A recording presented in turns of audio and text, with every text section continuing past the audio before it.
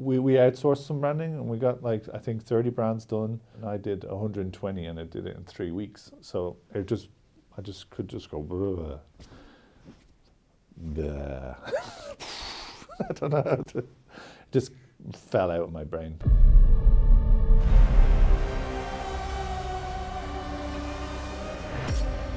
We include brands in the game to basically lock it down into reality, so it gives a sense of realism, so it feels familiar and it feels like a real world, a living world.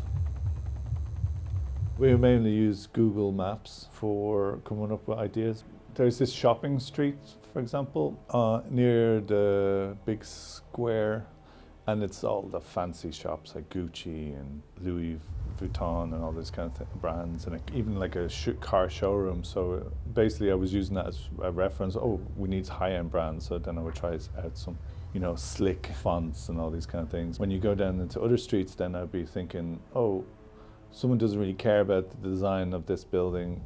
It's just the electricians. So blocky text, garish colors on top of each other, red, blue on yellow, and like you wouldn't want to buy a TV from this place, it'd be broken. Sometimes you even just like get influenced by like album covers, or for example, the red light district, I did all the signs there. It was like girls, girls, girls, boys, boys, boys, and that was just directly referenced to like a Talking Heads album cover, and I just liked the graphics on that.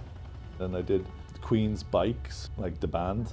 I want to ride my bicycle, a song by Queen. So I used that as a bicycle shop called Queen Bikes.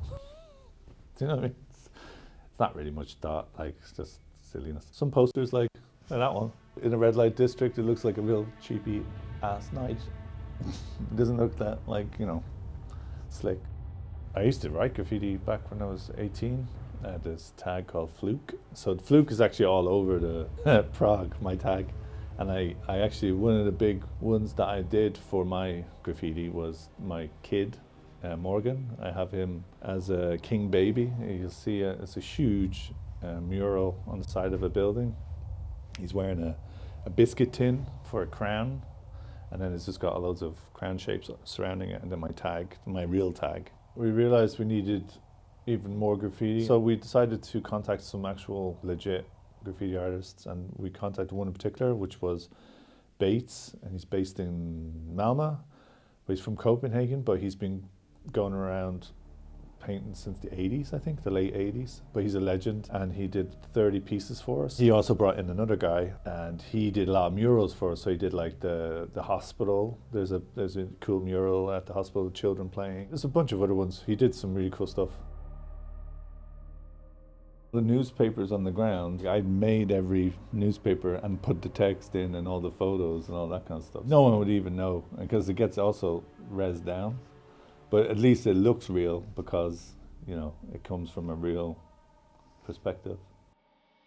Look forward to you all discovering everything in Prague, and happy hunting.